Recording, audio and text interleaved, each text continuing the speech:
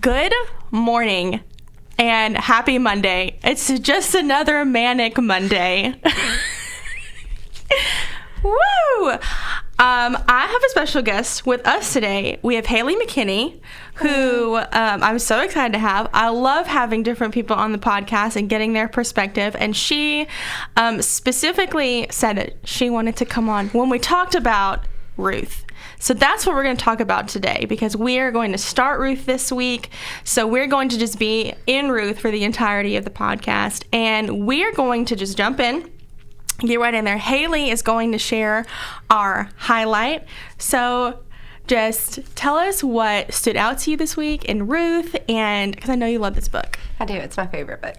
My highlight for Ruth was basically that Ruth could have taken the easy way out. Her husband had died. Her mother-in-law had told her to go back to her parents' house and basically gave her blessing for her to get remarried. Yeah. But Ruth was devoted to Naomi and to God, and she worked long days in the field to provide for them both, and that didn't go unnoticed. She was rewarded for her dedication. She is the great-grandmother of one of the greatest kings of Israel, King David. Yep.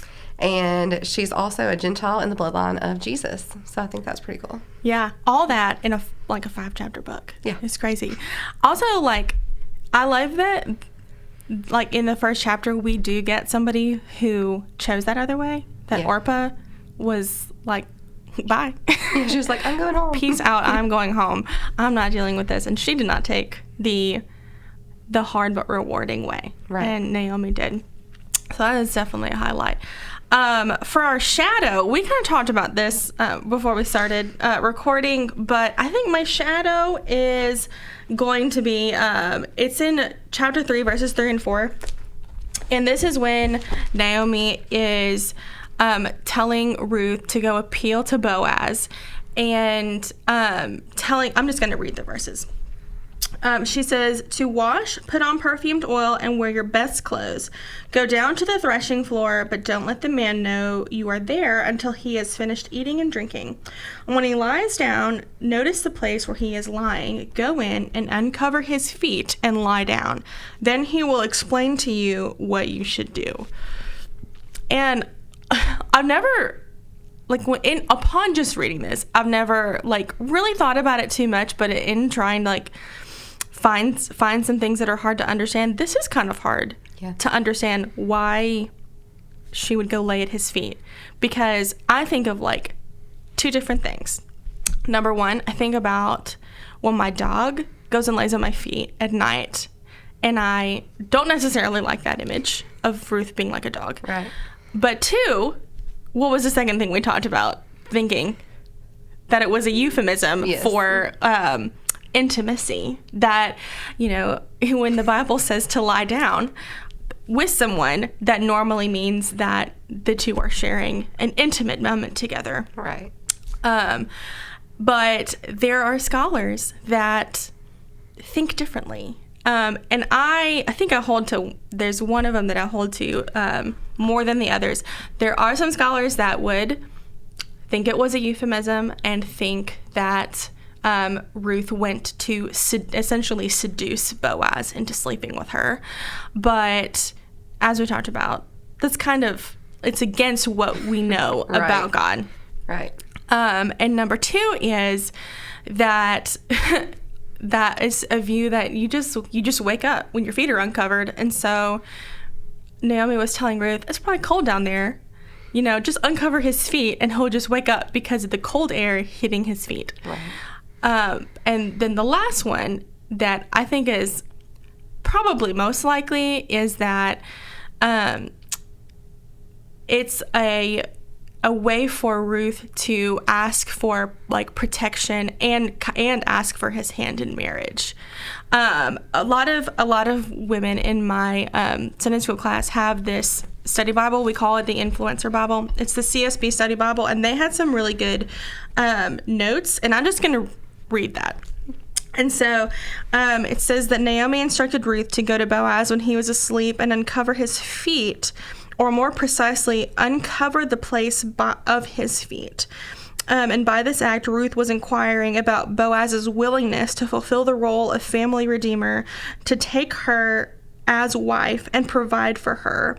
And Ruth's action, because of Naomi's advice, is kind of ambiguous, like we just talked about.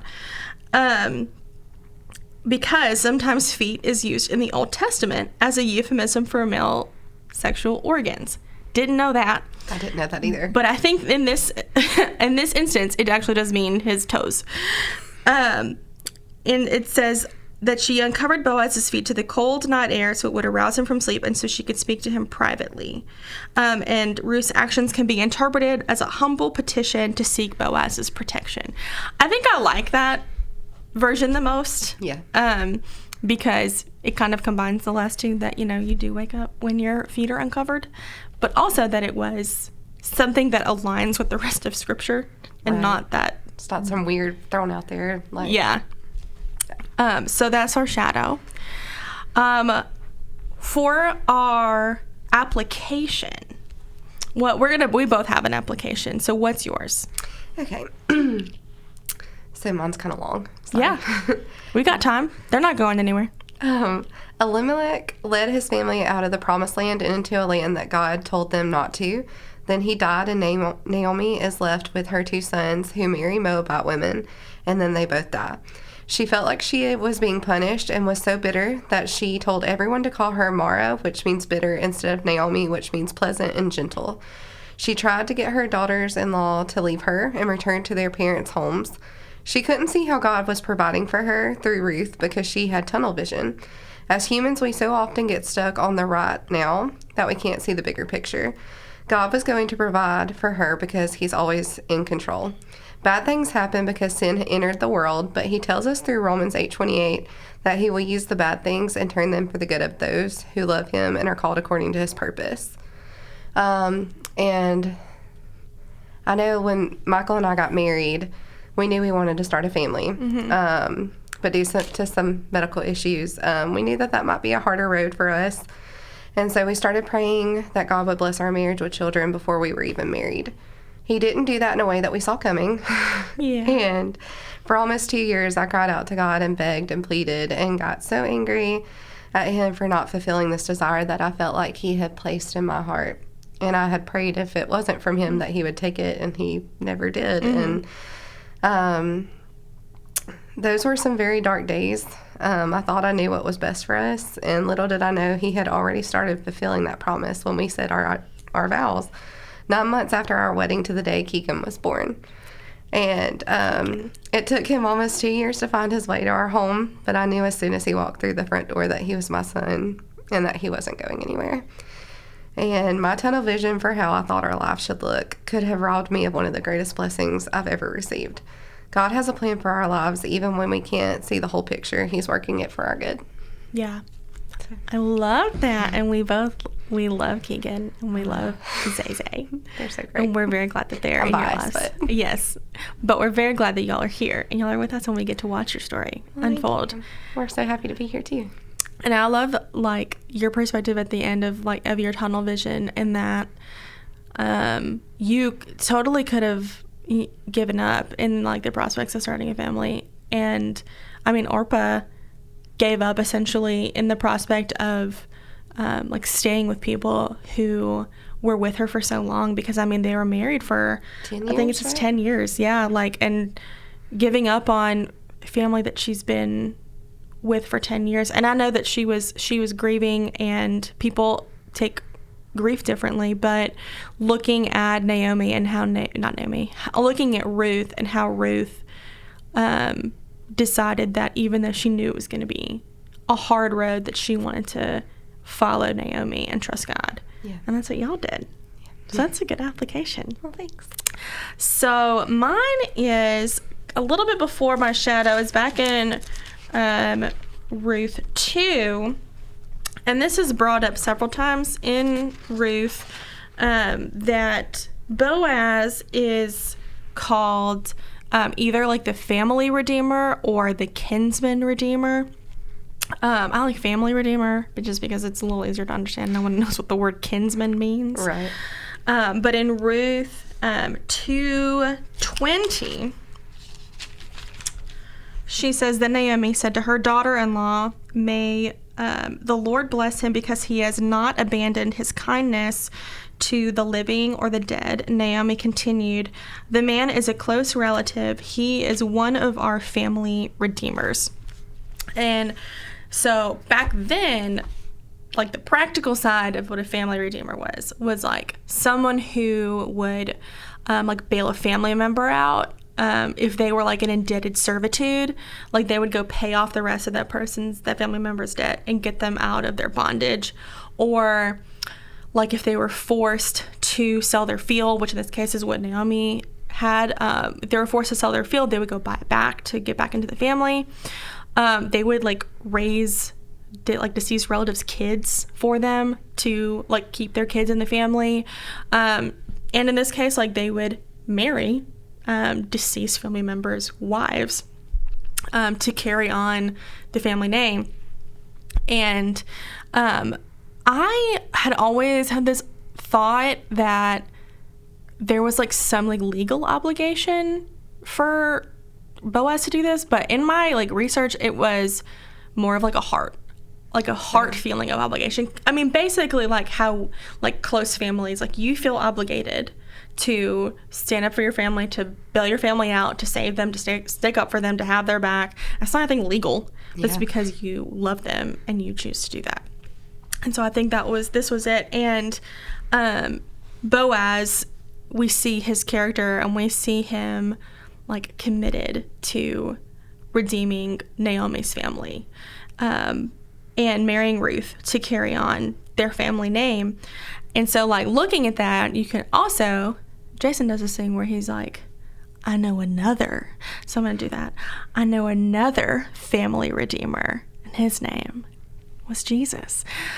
And Jesus came to be our family redeemer because we took ourselves out of the family of God during the fall, and Christ came and paid that cost and brought us back into his family, not because of any obligation to do so, because he desired for that to happen. And it's like whenever you think you're like far away from the Lord, or that like you've done things that are so bad that God wouldn't even want you, or when you just like can't feel God there, it's such a good reminder that like Christ chose to redeem us, and he wanted us to be a part of his family, and that we are adopted into the family of God because we chose it.